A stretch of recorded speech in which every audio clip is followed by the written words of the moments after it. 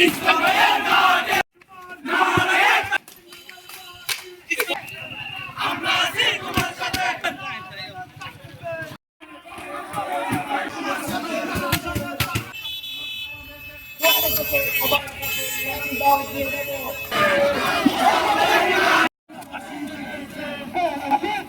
টান টান টান টান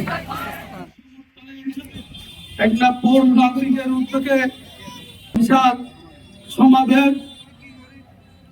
আসলে ভাই আমরা দীর্ঘদিন 15টি বছর প্রায় 16টি বছর জাহেলদের কারণে আমরা বাড়ি ঘরে থাকতে পারি নাই। আমাদেরকে অনেক নির্যাতন করেছে। আমাকে মানুষের মৌলিক অধিকারের টেকনাফ পৌরসভা 9 নম্বর ওয়ার্ডের মৌলিক অধিকারের জন্য যখন আমরা সংগ্রাম করি, আমি সংগ্রাম করি, জাহেলেরা আমাকে ধরে মসজিদ থেকে ধরে নিয়ে 30,000 ইয়াবা এবং একটি রাইস দিয়ে প্রায় 30টি মাস আমাকে কারাগারে বন্দী রেখেছিল। আমি কি দোষ করেছিলাম? আমি ওই দিন টেকনাফ পৌরসভা 9 নম্বর ওয়ার্ডের মানুষের ভোটের অধিকারের জন্য আমি কাউন্সিলর প্রাপ্তি হয়েছিলাম। এই দোষটা শুধু আমার, আর কোন দোষ করেছি বলে আমার মনে হয় নাই। আমি আপনাদেরকে আমার এই কারাগার নির্যাতনের বিচারটা আপনাদের হাতে আমি দিয়ে দিচ্ছি। সামনে টেকনাফ পৌরসভা নির্বাচনের জন্য আমরা সবাই মিলে ইসমাইল ভাইকে টেকনাফ পৌরসভার মেয়র করতে পারলে আমরা অবশ্যই সফল এবং সার্থক হব। করার দরকার নাই। জাহেলারা আর এই বাংলার মাটিতে আর জাহেলারা নাই।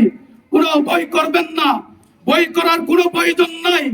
আমরা বই করি না, আমরা মরতে জানি, আমরা যুদ্ধ করে বাঁচতে জানি। আমরা কাউকে বই করব না। টেকনাফ পৌরসভায় ইসমাইল ভাইকে ভোট দিয়ে টেকনাফ পৌরসভা মেয়র করে টেকনাফবাসীকে, টেকনাফ পৌরবাসীকে সুন্দর একটা উপহার দেওয়ার জন্য আমরা প্রস্তুত আছি।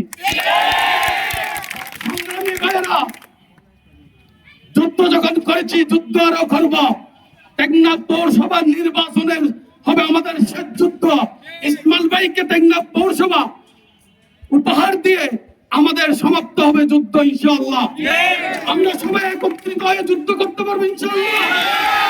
তাই ইনশাআল্লাহ আমরা ইসমাইল ভাইকে জয়যুক্ত করার জন্য যার যেখানে যে অবস্থায় থেকে আমরা প্রস্তুত থাকবো ইনশাআল্লাহ।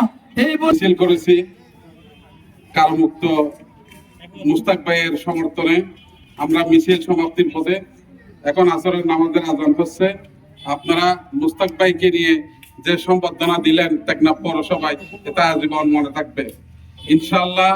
আপনারা যে ত্যাগ তিতিক্ষা করেছেন, যে কষ্ট করেছেন, সমস্ত শহরে ঘুরে ফিরে টেকনাফ পৌরবাসীকে দেখিয়েছেন কোন জালেম অপশক্তি আর কোনোদিন কোনো ভাইকে এ ধরনের মিথ্যা মামলা দিয়ে হয়রানি করার সাহস পাবে না ইনশাআল্লাহ।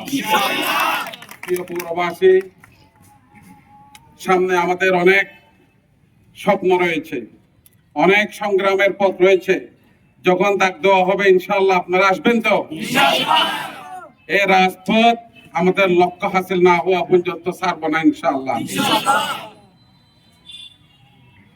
ইনশাআল্লাহ আমরা সামনের দিনে আপনাদের কামনা করে সংগ্রামী অভিনন্দন জানিয়ে আল্লাহর প্রতি শুকরিয়া জানিয়ে আজকের সংবর্ধনা সভা এখানে শেষ করলাম।